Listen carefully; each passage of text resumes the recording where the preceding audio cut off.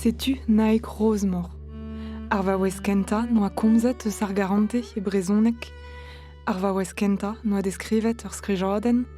Arvaouez digabestr, diub a disuj. Evidon skriva a zo doare a vrankez.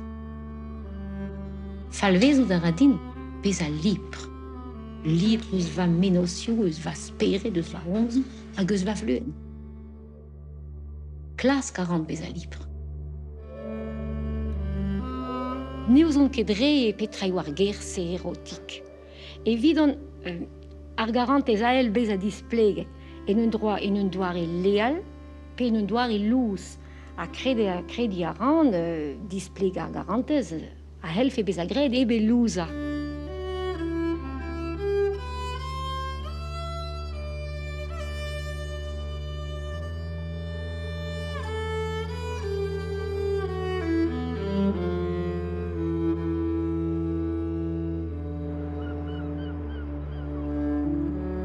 Ma helfen me skriva, pa vezez eus va haret.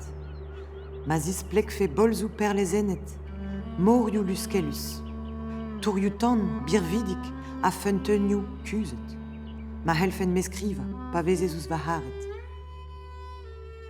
Ma helfen me skriva, pa vezez eus va haret, me gantfe salmou iskis, hir voudou tergenet. Avel dirol a youhadennou bleiz. Ma helfen me skriva, pa vezez eus va haret.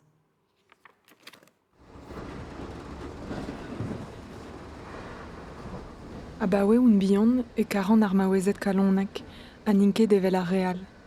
Simone Veil, Mulan, Hélène MacArthur hag ar o zezet filmou Pedro Almodovar. Rai a raen din spi an ar skalon. Neuze, pa moa kavet a ran noud naik e oant be plijet ganit, diouztu.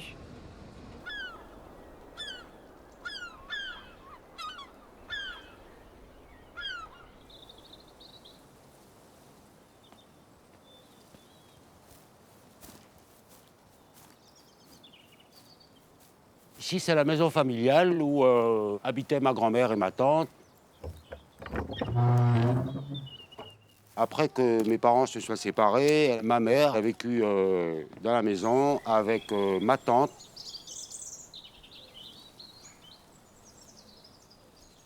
Elle a écrit quasiment toutes ses œuvres ici. Je pense même la totalité. J'ai l'impression que maman a toujours écrit. Et donc, le livre, par exemple, Quarantesse à Quarantesse, a été fait en de très longues années. C'était des petits bouts. On trouvait des morceaux de papier avec des notes un peu partout dans la maison. Non, elle a toujours écrit. Dervez un den deus lavar edin. Skriva brezonek, kolarez damzer. Skriva brezonek, damzer a erio, peus ket memez ar gerioù dre divit komz eus ar garantez. Me reviroa.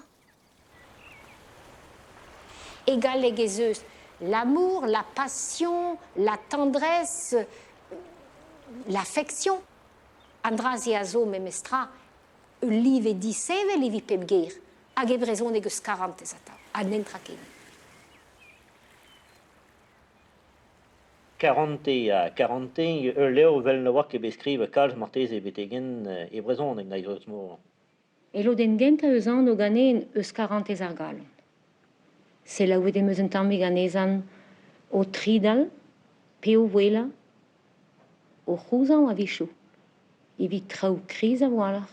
E kever karantez ar galon, e ma diouztu karantez ar c'horv, hag egiz memeus bet tro de lavar e dija, ar garantez man neo ket epken sevel tiegez a gober bugale, o ar pez daoust a bez a kaer dija neo ket a voilar.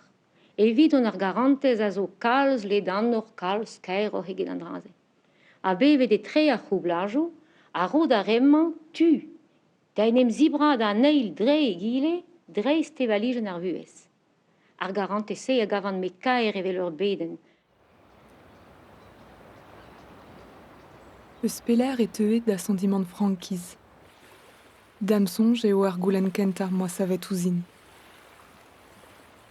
Penaos e oa deuet da ben denem zisuja ur vaouez ganet er bloavezhioù na ante konugen e Breizh. evit kompren e oa red din beaji en da vro, bro da vuga leach pa oa an le bihan, da anou.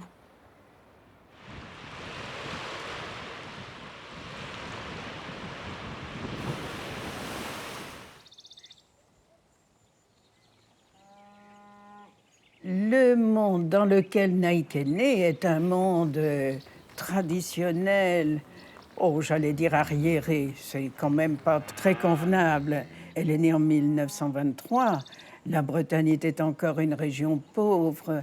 On était dans la continuité d'une société fermée où les pouvoirs étaient entre les mains, bien sûr, des propriétaires terriens, mais aussi du clergé. Elle est née dans un pays assez verrouillé.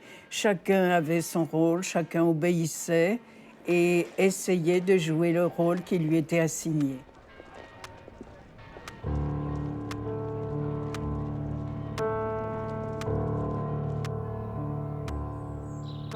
E Castelloù ganet, hag un chomerament gant va zud betek va 20 plas. Daroude un ea do eul en ur barezal 10 kilometres a halen, parez envig e oa, rag va zud oa o klask douar brasor. Va mam ma oa ur vaou e sioul a fier, I oa deuet eus ur 20 mi julodet. Breman e oa ken, met eus ur 20 mi el oa, agounez ne deus ket bet bisko a spleget e daoulag a dirag ar mez. Vaza da oa ur mar labr. An amezeien a lavar e re daouz ervechat e ner oberunan. Leonard pen kil a troat, ya, un den a religion, peden ou mintin a noz. Pevar a vugal e bet, pedermer. Ar pezare e dizez per vazat, ur peizan a glaske kou potret, a padal dim eus beni mi mehet.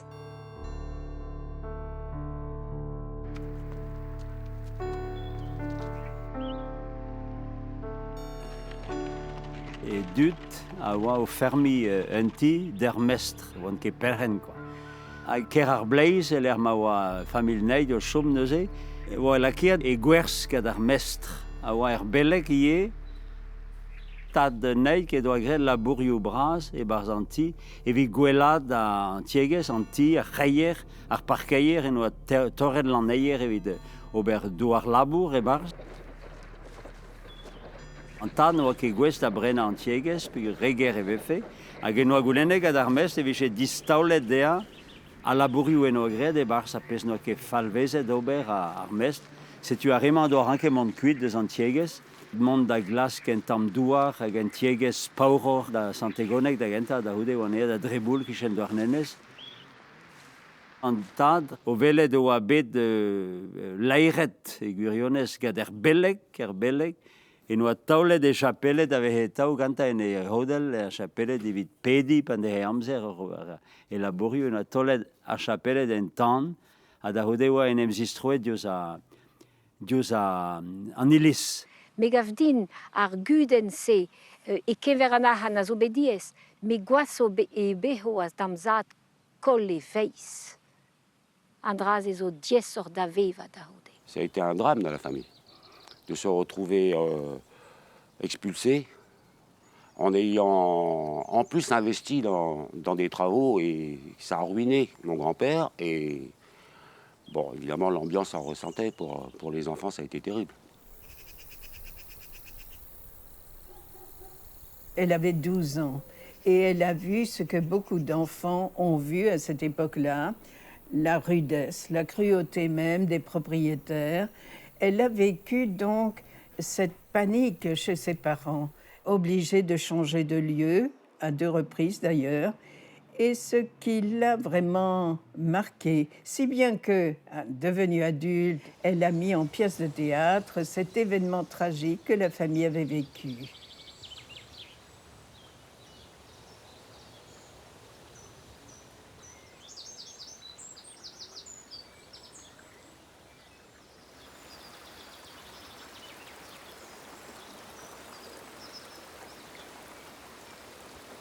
Me betek va oez eglas, e ne meus anavezet, ne met ar vuez e diegez, hag ar vuez e skol ar surezet.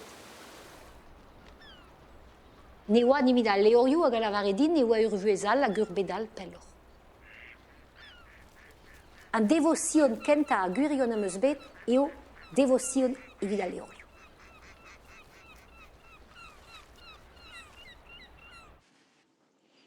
Kavet em eus bet, elman, ne meus kevet dispak da nezan morse.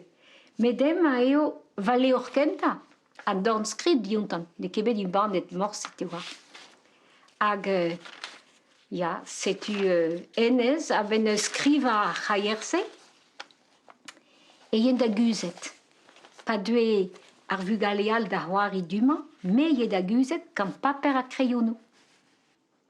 An mama levraoueg vazud, diraga levraoueg se un besavet. Da lavare deo trilior, buez ar zent, skol ar maromat, a divar ben sin ar groaz. An daouz iveza, ne oant ket gwall zedenus evi bugale. Met buez ar zen, waouh, leor burzudou. En ez evidon me a dalveze e bem dez kemen kont de pero a zo bet. A ze i oa loen e gouez, hag a veze donvet gant ar zent, a starniet ouz a c'har. Ivi kastizan ezo da vez a lonket an azen, pe an boubalet vil, hag a veze laket da ruz a var o hov, e giz euchi.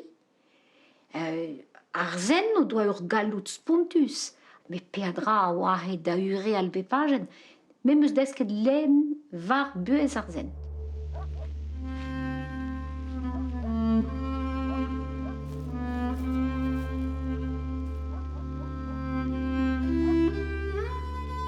Ni zo besavet e vrezonek pen da ben. Vejan amzer e klevem kozi al gal egen drode an me pas gant on fami, gant tud o tremen a vechou an e ouien ket da vrezonek. Vaza da oue galeg mat. Me va mam ne oue ket noa ket beskol e kalz, hag a oue ur brezonek du diust. Setu me gavdin on beus bet ar chans, ma doa divizet vazad, sevel ar an o me brezonek, a kemer a riz klevichem kastizet evant da skol. Me evit ar pez a zelouzin, non kebe kastizet tro ebet. Setu eskol meus deske galek gant mistri a gaoa tu da vicher evel just a zeski galek teom egiz ma vez let. Ma mamgos felici ou hag anet var ar mes se me meus mareate. Un velor hag avdin. Evel dite plige ar skol dezi, a roan ganti mont da skolerez. Met evel kalz meret en amzer ze oa beret da felici kuitat d'ar skol di daouzek vloaz ou de ar certifikat. Tet eus bet ar chans da gen derrel er skolach, met d'an eil brezel bet noa distrujet da skol a da in vreou. I deus komprenet da bret peta oa stad ar meret var ar meaz, hag pezet deus bet c'hoant ne hom mont kuit, just a walar ne doa ket c'hoant dibezik gant ar peizan, c'hoant ne doa... Ne ket mont da veva e kear, me kuitad stad ar meret var ar meaz. Ur podiaou an gaoa, o c'hober a lez din pel zo, hag oa mab ur mignon d'am vami, a kred a bevichet bet dimezet gantan, a nez ma moa responte dezan, ma timezan ganez e maoun o vont da vale va roudou va zut, a mene velket din ober sklavet eus va bugale. Nezi mezin ket ka de labour er douar. Change micher hag e timezin ganez diustu. Hag en doa responte din ne ouz on ober nentra lebet. Setu on beus en emzis partiet.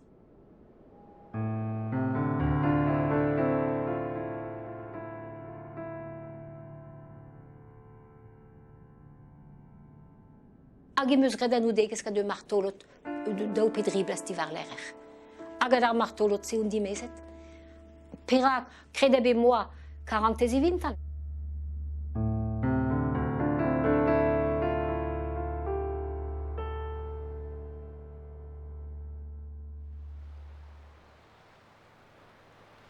Vago a zo bet ur penamad en Indochine, a zo bet ur penamad en Algérie. Un amzer zi ez oa un ez amzer ar Brezeli, Pa elem e yem do eul, ne bet ni ren kechom 300 km eus an orj al dreinek. A ni a veze dispart i memestra. Setu imus tremede dur penama deus varmzer o vont na goton nemose. Mais moi, un tam iraes eus va bro, eus va vami, eus va zud ma kares. Mais vraiment, pa un distro e davad er vro, e komprenan neo kebet am zergolet. E vidon un digora dur sebez eus ebet e vid va speret.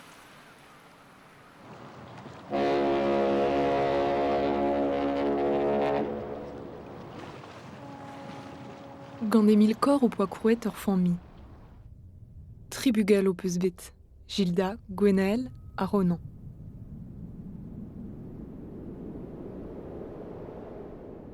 Ober a rez var droar vugale, pa oa Emile o terrel da fouet a bro.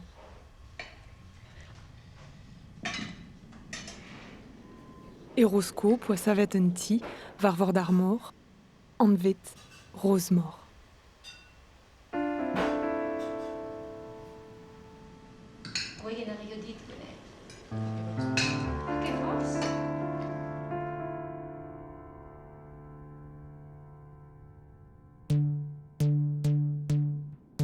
Hagen dervez, drezigwez, d'ar poent se vazud oa e treboul, hag e treboul ive oa visant seite hag oa rener skol san yam e treboul. A d'ar poent se en oa krog gant a skol dre lizer. E roe kentelou dre radio. Setu visant seite a blije dezen kenan don d'ober pen a kaos gant vazat, hagen dervez, hagen goulen diganen. Salta mezo tape fall er marema, ar pla a vez e sikour a ran on dare a c'hentelioù o chom e klan, daoust a teni el feskedon, tar an plas enizi pa dur penadik. Setu mel a var e diad a visan, a gouneat.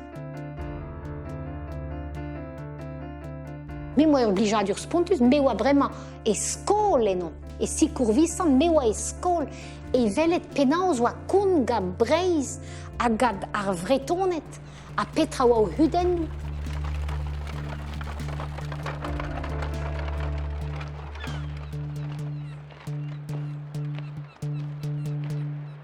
Na Grosmo, zo deud ave brudet a grez tout, pa oa dija ouspen an takan loa.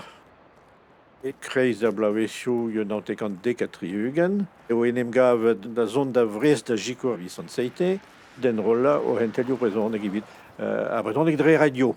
Evel se, meus me begred an oudegaz granti ive, a tam meus gouveet e doa skrivet danve ul levr barzonego, hag eus kinniget mais a leurze a dle be a embannet, setu on eus labouret war-se pa de pen ad amzer, a setu drebenon e deud er mez el levr kenta, e nantekan seite gatriugen, 40 a 40.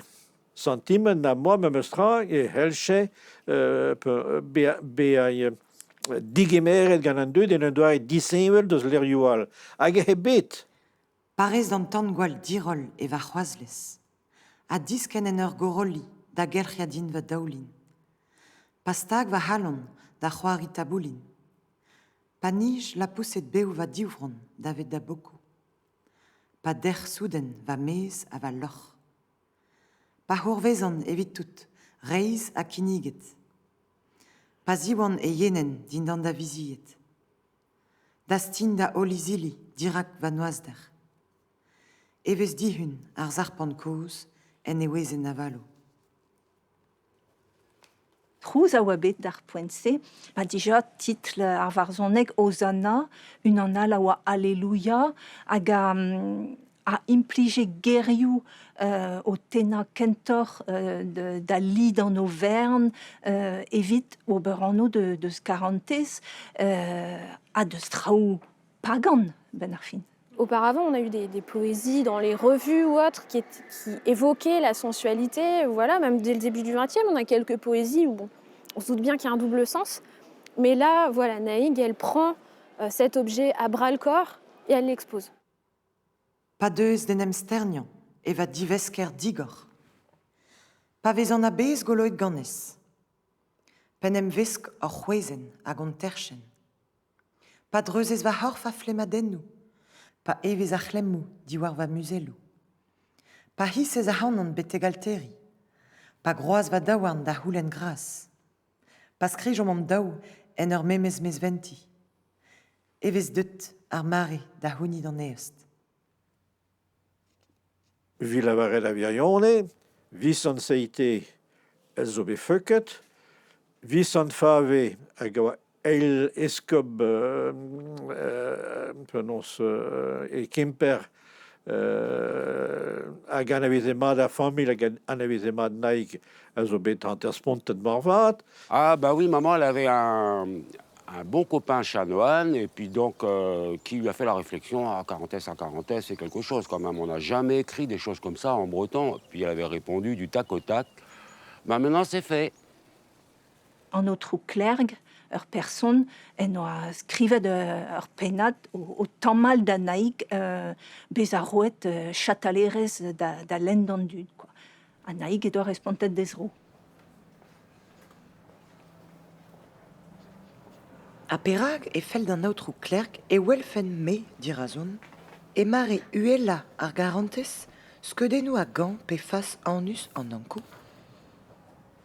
Me, avat, a drugare doue, nemeus gwelenn morse mare ouze, na skedenou a gant, nag ankou, met taoulennou kwan a yahus. Taoulennou ken freal zeus ouid ar galon, modez roet din c'hoan da gant ar garantez, a dig a rezit hanon, ma eo re zidroid el va fluen. Setu laket ar pik war an I. Dol len erien bremañ, da lavar et pe ni an daou, pe an outro klerk, pe naï grosmor, a zo ar muia e kichen ar blaken. D'ar poent-se, eo a mehen mare a die, c'hwez e gloaz, tri war bloaz, a loaz, hag a ouie a un tamm brezounek, hag re tout deuet a leoc'h Carantès a Carantès, mies. Hag o deus kroget e bars. Hag o deus gwelet, bet an ouman a zo o tigelei o rei youl d'ar mehet, den em zizobar deus gwask ar gwahedie, gwask ar gwazet, den em zieubid da gaout o frankis, da lavaret nan d'an den, da vont da vringal l'er mo deus c'hoant. Sorj meus ur podiaouan doa lavaret dit, me vid ar kloubajou yaouan, la ze, evez koze die, eus a Garantez etre daouzen yaouan, hag et ket da vezet an draze, hag an draze a zo pouez usie, Nevez a wala roa e kanver a lenegez e brezounek barzonegou oa ket epken peget brao eo war ar meas, me a oa kozial deus traoù don fin buez an dud, hag an draze deus plij din kalz.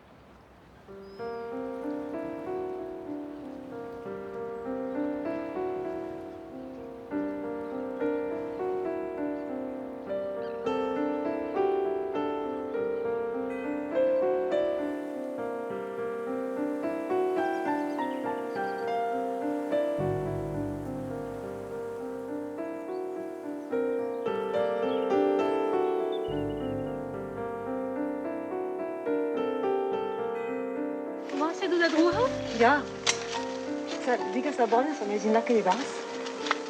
An bet a rez a reman in kerezi gor. Gwellor didrevese, marteze.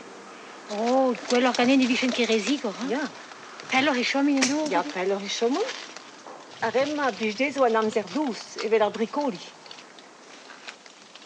Me jachone o dit, me zo bras. Ja, jachane zo ma karas. Kendal her a rin sur eo da skriva barzonegou a kontadennou evit ar vugar leive, rag neouz on kepeur et on eus va speret. Met va labourgentam bremañ. A vezo kontam buez gwechal ama e broleon. Hag a blamour da ze eo e plij din kemmen gant da velet va hoar, hag a deus dal het sonj mi o heget on hoaz en amzer ze. Hag a oar konta ken brao an traoù, ma me vez a tao oblijad ur selo amizi. A Jeanne e c'hoar a zo bet die an digoradur eviti da va jouj a bour Jeanne an pechet. Jeanne e hel e ket la vigad am an gant. Mais inti an diouc'hoarse a goze da va jouj naig a gasedei e vuez korf, e vuez amourous a Jeanne a zigase dei ye ezel var eskridou, var setu benafin maga a re a Jeanne, a bouet a speret a re a Jeanne evit naig ye. Peus ket a jouj, kavet aniz e kontade on divar ben chougantour, kareg ar chiroun, a pen armean. Pen armean, En o eo sa levezen e c'hober filit. En ez war gwas a bizin martez e da ober.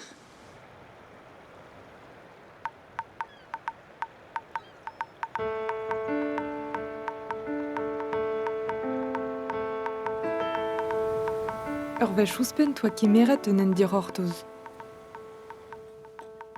Triugen vloaz lefe bean oad al leve, un oad evit ober war droar vugal e vion, met pas evidout. Di babet toa kregi gant ur vu ez al.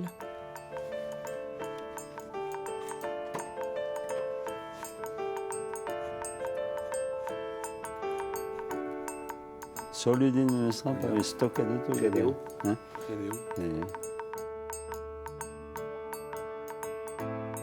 Pel zo on skrivanieres. A da houde on deuet da vez a komedianez dre red. Dre ma meus bec'hoan skriva pesiou c'hoari hag evit se e renken a naoud ar vicher. Hag ur vicher eo ne vez ket desket e barz a lerioù. Ar vicher se a renker deski drezia barz en ur c'hoari.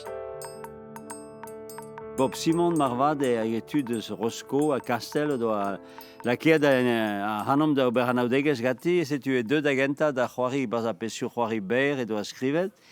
A gie da roudeze barz a pesiou c'hoari bras, Spontus Circus, Kernevel City, ar Baganis, a da roudeze a pesiou c'hoari e doa great savet i e unan.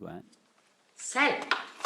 Merci. Ah, ma kari do po ouzpen, be bavri a butun.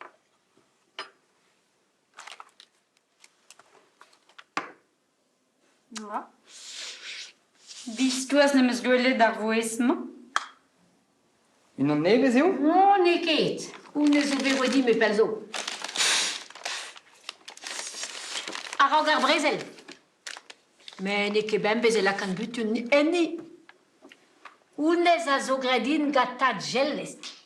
En em stuma en deus ried de oad e do KDS e kaver a c'hoariva. Bon, ried e do evit an ahe, evit c'hoari, evit a c'homedi, evel just. Hag aliez e lavar edin, me edon ket o gedal en va buez, e miche ar vuez ken braose, ken pinvidi, ken digor, dres pa hel an ober c'hoariva ganer, quoi. Ni ne dom ket de tregan vloaz c'hoaz, var drop, oa leud ar reiaouan e tre pamploaz var duget a tregan vloaz, a giz o deus e di oblige kalz de ob kozel ganti, hag bebestra, evit da blavechou pe var ugen, eo un dra un tammik burzudus, kaout ur vaouez e bosse e kosor e get obdi, hag o vevag a de ob barz astrolat avrobagan. I mega vekedin oa un an denem jal a veze. Nan a vez ur ket anei jani. Ma re ouzo evit che lavaret e vez laouel. Ne glem ket, ne lavar grit ebet. Di o doaie bugale yaouan, e kopze brezoudet gant an bugale, e do ataou a du da gozel brezoudet gant an nol memez ma ne oa ket brezoudet brao da de obdi ataou pe brezoudet difazi, be a ze e respunte e de ob. Hag amaz eus en ebet Paul Trigi, l'er memant i, Sacré Tanguy Bihan, e doa skrivet, hag e moez c'hoariet me ar pers Tanguy Prijan. Trao serius, trao farsus ie, naig amañ o c'hoari ganeom ar pes c'hoari an diskoulmer kudennou, ar psikolog. E plardiav an koz, gwisket gant leun a zilget a deud a gaout a medicine, hag e vo lammet tenet an diliet di varni vetek beda vel plardiav an vrao hag a medicine euse a zaio kuit ganti da poenze. C'hoaz ar Baganis, Kernevel City,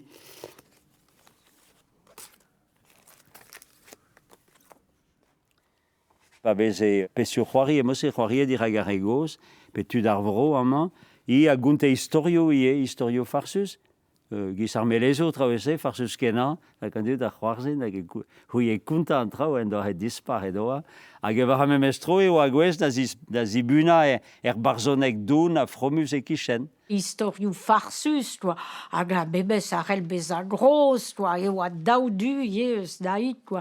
Historio gros, bebes, aga gunte, e pa da beliadegu, a da nol oa o c'hoarzin, naze. Enfin. Mayonnaise, hein, et vinaigrette, ouais. Non, goulon.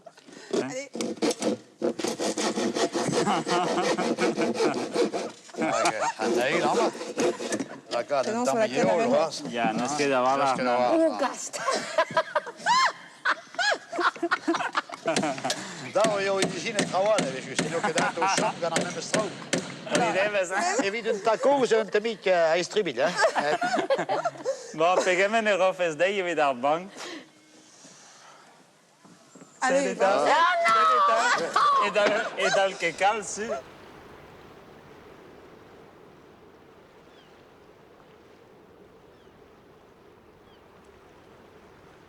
Daodu, unan fentus hag unan donor.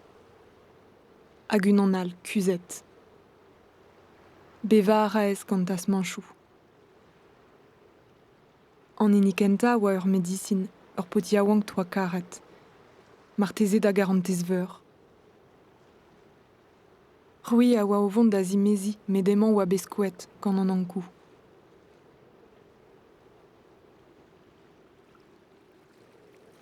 An eiltasman da oa da ver, Gwenaël.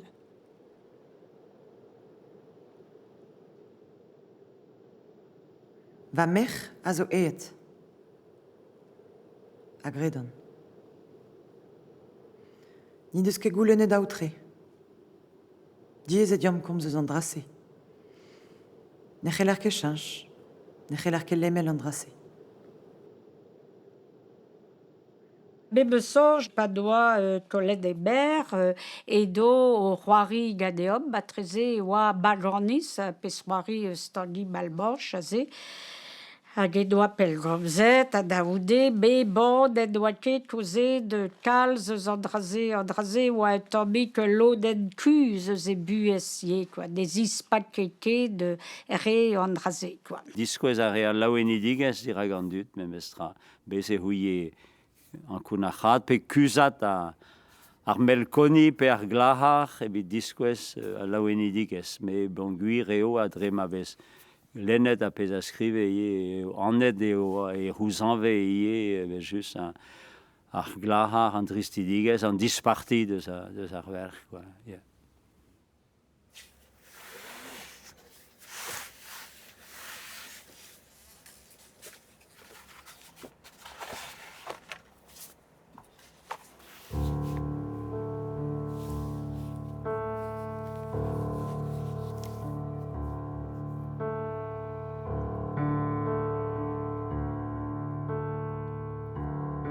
An dour a deux eva daoulagat, pa zonjan e daouarn vazad. Daouarn ur c'houer, rous a fraiet. Evel an douar pa vez karlinet gant avel put an anternons. Led an oagn evel golvachou. Digoret gant ar gwall labourioù. Met pa drochen diom ar bara, evel re ar belek d'ar goreo. Daouarn vazad a skuie grassou.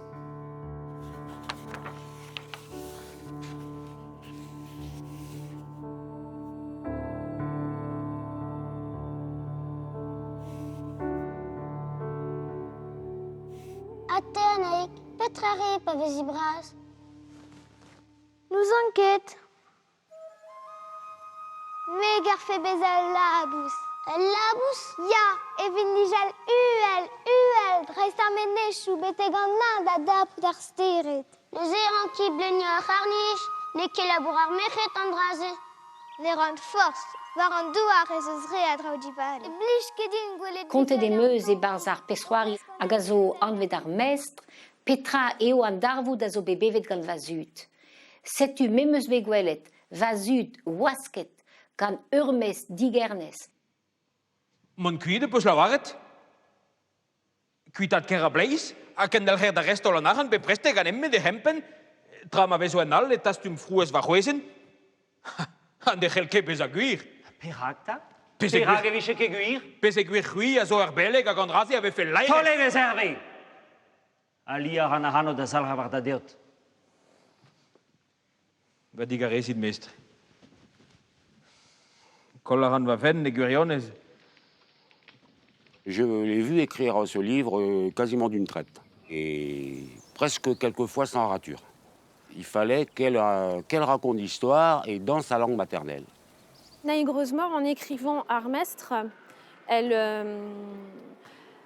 se libère d'une certaine manière de cet événement vraiment traumatique. On pourrait dire quasiment, je pense, sans trop se tromper, que c'est vraiment une œuvre cathartique, au sens que c'est une œuvre un peu guérison. Mais un amzer d'azon et wagon. Mais nos amzer d'azon ne bekin var armez. Ar fermour y en avait zatao. Irio evel gochal. O krena dirago mestre. Non, Benoni. Mais non ket evit gouzanf pellor. Ar sart buez distabil. Ne fel ket in ober sklave deus va bugale. La vardine petra. Kalz a historio evel a viche bet a gonta. Piguir a bobe mar pesroari o trei, e zeus bet pe varugen a dud o lavaredin, du ma en engavet evel, memeus bevet ar memestra. Setu a enez a oa ur mari a goa kris kenan evident dud divar ar mez, dre ma oa lezen ebet o c'hoaranti anezo diouz o mistri digernez. Un testeni o ie deus peta oa buez a fermorien da c'houlse. No doa ket kalz a gwirioù bihan no doa ben a fin dirag ar perren, quoi. Red ebet les en tangi prijan da houde ar brezel, evit renka da va dan dar emprejou etre ar perren hag ar fermour, quoi. Hag e barz a pesroari on eus lake ni tangi prijan eve just o c'oberie, ino ket skrivet an pen kenta, nemet barz sakre tangi bihan, setu ben a fin on eus lake a die tangi prijan e barz o tifen ar e vihan, quoi. Allez, je vais te juger pour 75 francs. 75 francs une fois, 75 francs deux fois. 1000 francs. Vous avez dit? J'ai dit 1000 francs. Oui, mais vous savez que les frais sont en sus et qu'il faut payer cet argent au comptant. Et vous avez l'argent sur vous? Non, je n'ai pas la somme sur moi. Mais je n'ai pas non plus la honte que vous devriez porter sur votre visage. Vous voulez vendre cette charrette à vil prix? Vous voulez également vendre les enfants qui sont dessus? Hey, je vous connais. J'ai déjà entendu parler de vous. C'est une pièce qui a été jouée énormément et donc qui a donné accès aussi à un public un peu plus vaste que le microcosme militant à la littérature en fait bretonne. Beaucoup de gens qui sont allés voir cette pièce parce que ça leur évoquait aussi, je pense, leur histoire personnelle. Et donc, elle est vraiment centrale de par le succès et le retentissement qu'elle a eu à l'époque.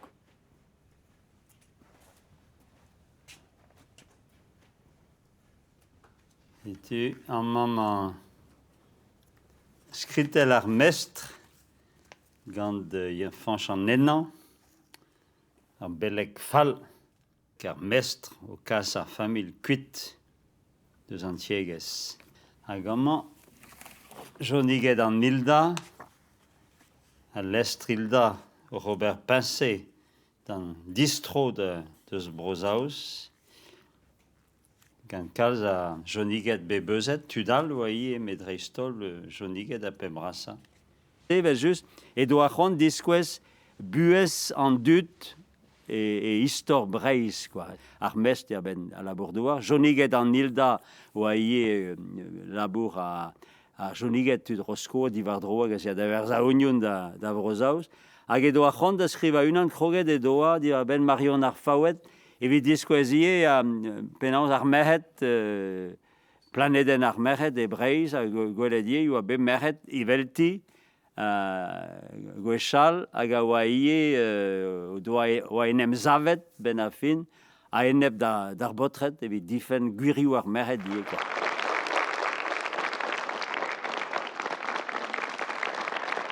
Naï Grosmort, vous êtes né, vous, justement, dans ce pays, donc, qu'a étudié Agnès Audibert, vous êtes du Léon. Alors, est-ce que chez vous, dans la ferme familiale, est-ce que votre mère portait la culotte?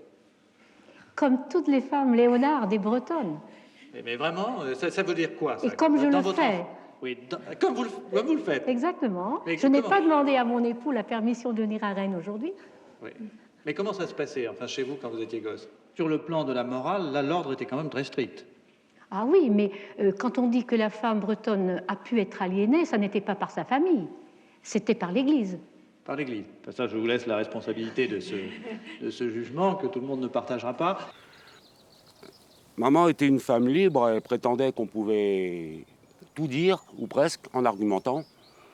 Dans son décor, je me rappelle, il y avait la carte du monde en breton, la carte de Bretagne en breton, et il y avait quelque chose en français, c'était la Déclaration des droits de l'homme et du citoyen. Et donc, à chaque fois qu'elle disait quelque chose, elle me disait, j'ai le droit de le dire, c'est écrit. Je ne peux pas être inquiété, c'est écrit.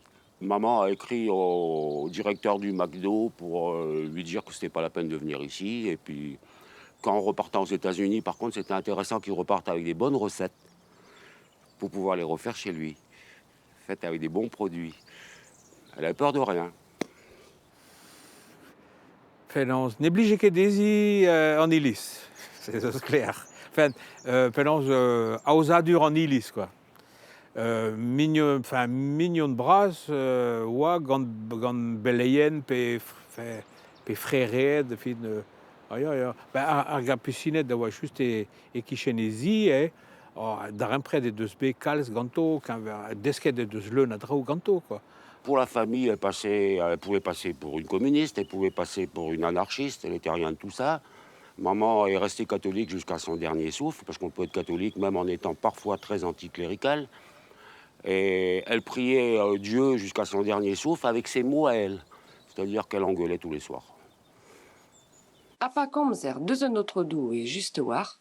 Oh, en em glev da reon, Isabelle, a peinin gavin gantan za doz emeus leun a drau, oh, izo mon beau, an terdervez, da ober le point e giz mavez lavaret.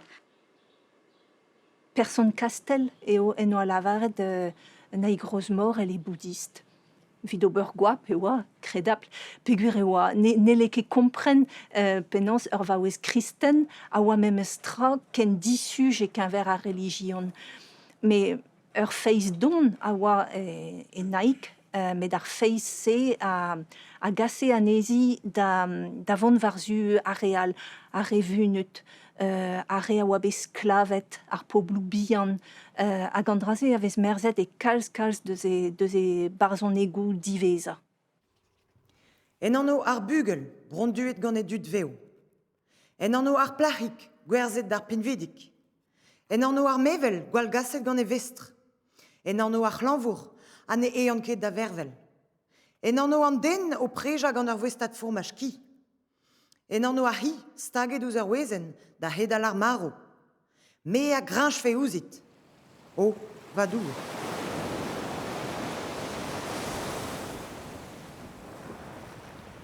O teski brezonek e oan, pa moalennet unan eus da varzon egou evit ar wech kenta. Sonj meus be an be fromet dirak da skridou. Me ken en tanet gant ar brezonek e moa kavet ben ar fin unan benak a gomze ouzin en un doare don, modern, a beo. Ah ya, oui, ou ez ur ket piou eo da grosmour.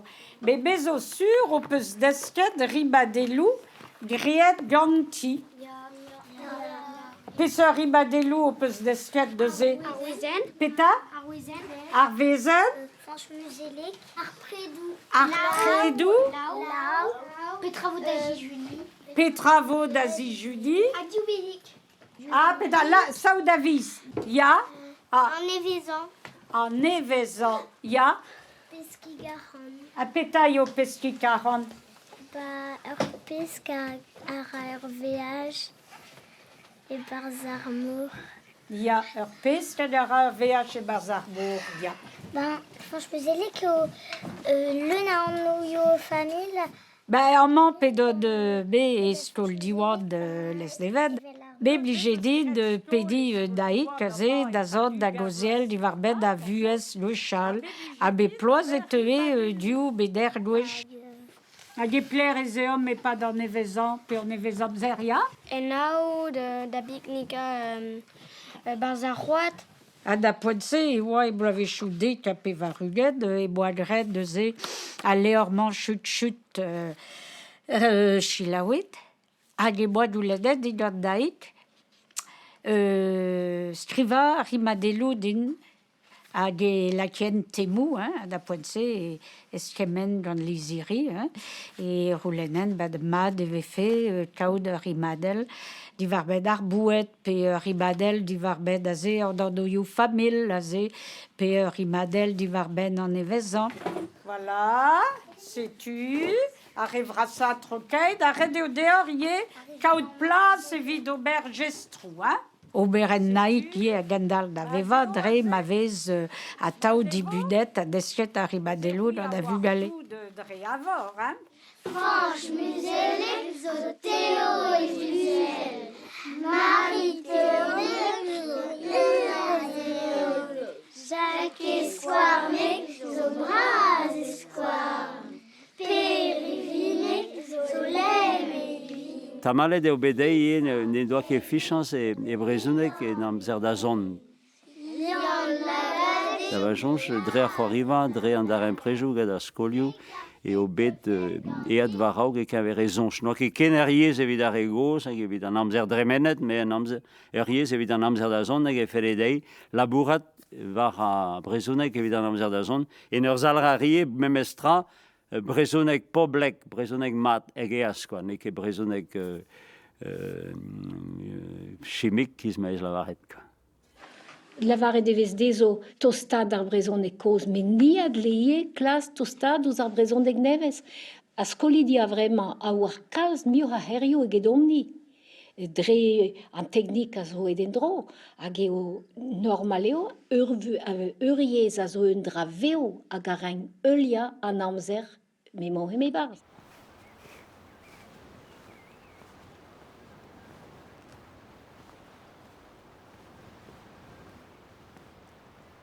E daouvil trizek oa be mornet da oberen ziwea. Fin vezou diwea ur barz. Tapet e oaz gant klinvet Alzheimer.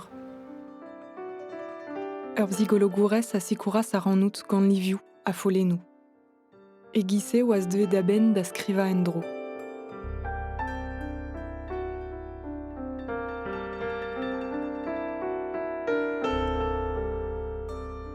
A bremañ e komprenant gwelloc'h.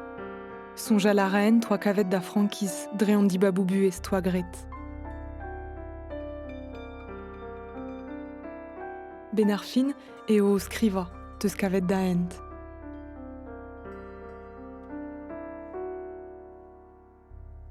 Ur veaj eo, hag mejonj dre ar barzoniaj, dre stol dre ar barzoniaj, ragenez ne vez ket morse diamzeriet. Setu ar barzoniaj a zo evel urvag a badustet. Me vo maro pel zo, a va barzoniaj marteze a vo beo a tao.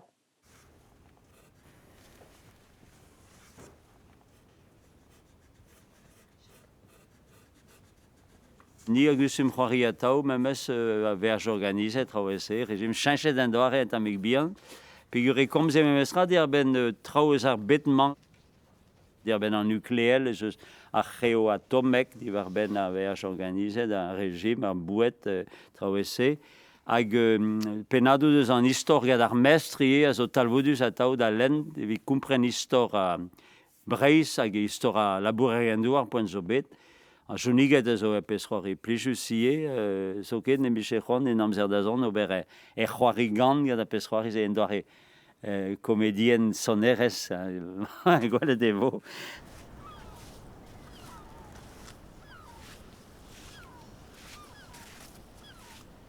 Gwelet e vo bremañ zeus bet adem bannet e barzhonegou. E chans e vo kalzig a dud, touez kar e yaouank zo ken o lenn an ezo. Dezo eo da lavaret a klotara gant a pez a jonjon.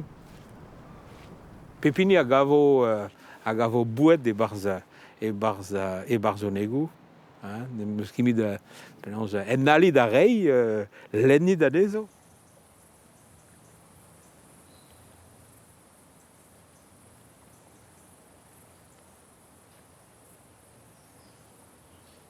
une vraie meussenout, une vraie esquisse.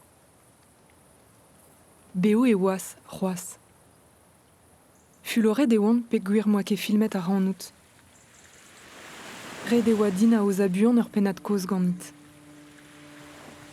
O ti uni un chomet ur mare o klas kompren perak moi une vraie ouzit. Petra toi rand da lavarout din.